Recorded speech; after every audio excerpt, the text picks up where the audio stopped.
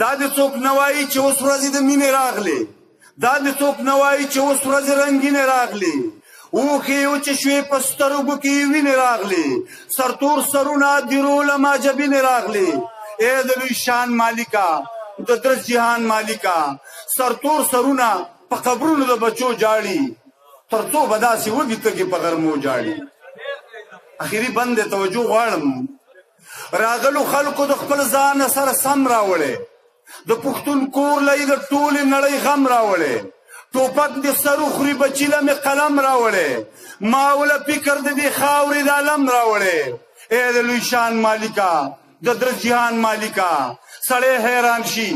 پر راپورې دروازو جاړي، تر څو به داسې څه ویلې وي په غرمو جاړي. د دې برو ورونو دپاره دوه شعره وایم، اجازه ترنه غواړم چې د هر یو قام په بېوسۍ مې زړه ځیګر خوږېږي، د هر یو قام په بېوسۍ مې زړه ځیګر خوږېږي، د قومیت د ژبې ټکو نه مې سر خوږېږي. راځئ چې ټول سره په یو انسانیت راټول شو، راځئ چې ټول سره په یو انسانیت راټول شو، نه به غریب خوږېږي نه به زورور خوږېږي. د نړۍ خلکو په جنګونو امن چرته راځي، د نړۍ خلکو په جنګونو امن چرته راځي، څوک چې جنګونه کوي دا خلک اکثر خوږېږي. حیران ولاړم چې د کم یو په سر لاس ونیسم، حیران ولاړم چې د کم یو په سر لاس ونیسم، هلته کابل خوږېږي دلته پېښور خوږېږي. ډېره مننه، ډېره مننه. ضرور وګورئ او د بیټین باندې به تاسو آنلاین راخلاص. ډېره زیاته مننه هرات صاحب. دا څوک دی چې کټ له دومره ډېرې اوږې راغلې، دا څوک دی چې هر څوک یې جنازه اخلي او جاړي، دا څوک دی او دا کوم پله روان دی او دا ولې دانشه د هر چا نه اجازه اخلي او جاړي. د دانش صاحب په دې شعرونو باندې ستاسو په دروند استقبال کې بلنه ورکوم پروفیسر بخشاده دانش صاحب ته چې راشي او تاسو ته خپل کلام واورئ.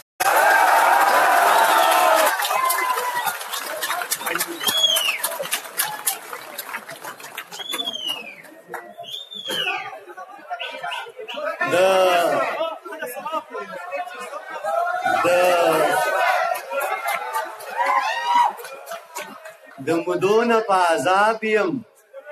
ته وې واوا، د مودونه په عذاب یم ته وې واوا، زه ویم غرق یم خراب یم ته وې واوا،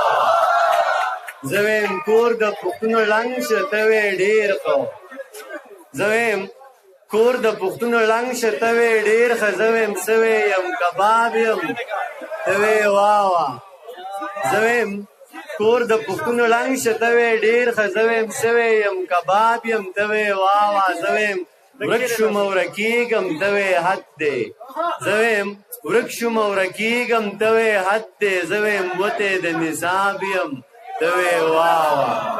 په سټیج ناستو ډېر زیاتو عزتمندو شاعرانو، ملګرو، مشرانو، بهزاده ایران صاحب، د کورتبا ماډل سکول اینډ کالج پرنسپل لایق سید صاحب، لایق زاده لایق صاحب او ګلونو سټوډنټس، السلام علیکم ورحمت الله وبرکاتو. خبرې نه کوم ځکه چې تاسو هم تنګ شوي دا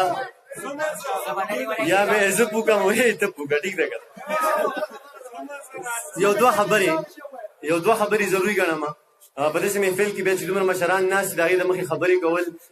دا بې ادبي ده. خو ستاسو د دې مینې باره کې د دې مننه هم نه کوم ځکه چې دا پور په ما راپور ایښی دی، زما نه ستاسو د دې مینې د قوال هغه غنډېری جوړ کړو. یو ځل داسې کار وشو چې ایران صاحب په اجازه یوه خبره، یو سړي قوالي کوله، خلک ورته ناست وو، یاره یو لاړ په اخره کې یو پاتې شو. قواله ته په اخره کې د سهار د 4 بجو کې وایي یاره ستا ډېر زبردست ذوق دی، تاسو ټول واورېدم. هغه ورته وویل جي موږ یې خپل انډېري ته ناست یو، ته چې مې ناست وې زه د انډېري ته ناست یم. بهرحال وصال صاحب خبره وکړه، یو ملګري دا خبره وکړه، موږ د انیس صاحب ته ناست یو. ستاسو د مینې ډېره زیاته مننه. د مشاعرې باره کې صرف یوه خبره چې مشاعره اوږده وه خو خوږه وه، بس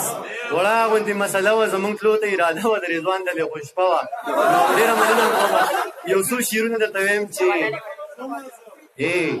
زه زه به نن نظم نه وایم، نظم به زه د شمال صاحب د نظم په درناوي کې به نن زه نظم نه وایم، هغه دومره ښکلی نظم ویلی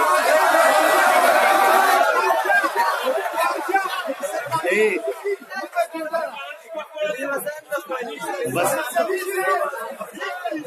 ما دې پرېږدئ زه راځم زه جواب درله راوړم زه زه راځم زه جواب درله راوړم زه لاړ نشې کښېنه کتاب درله راوړم زه ته څه وایې چې رایې وړه په زلفو کې ږدم زه ته څه وایې چې رایې وړه په زلفو کې ږدم زه ښه ټیک شوه ځه صحیح شوه ځه ګلاب درله راوړم زه یو څو شعرونه چې ستا د خولې خبره د باچا چې ستا د خولې خبره د باچا بیا خو ډېره معتبره د باچا په چا لږه زوروره د باچا او په چا ډېره زوروره د باچا په چا لږه زوروره د باچا او په چا ډېره زوروره د باچا او شماله هغه پیره چې پیرانی موریدان دي هغه پیره چې پیرانی موریدان دي هغه پیره منجوره د باچا دا چې غوښې په لارو کې خرڅېږي دا جنۍ خپله نهاره د باچا دا چې غوښې په لارو کې خرڅېږي دا جنۍ خپله نهاره د باچا او دا چې خلک پسې ټول د سیل مې راغلل په دې کان کې ملغلره د باچا دا مننه دا چې خلک پسې ټول د سیل مې راغلل په دې کان کې ملغلره د باچا او دا یو دوه څیزونه ځان سره سنبال کړي یوه توره بله زغره د باچا دا یو دوه څیزونه ځان سره سنبال کړي یوه توره بل زغره د باچا او د دنیا ټول بختور ورته حیران دي د دنیا ټول بختور ورته حیران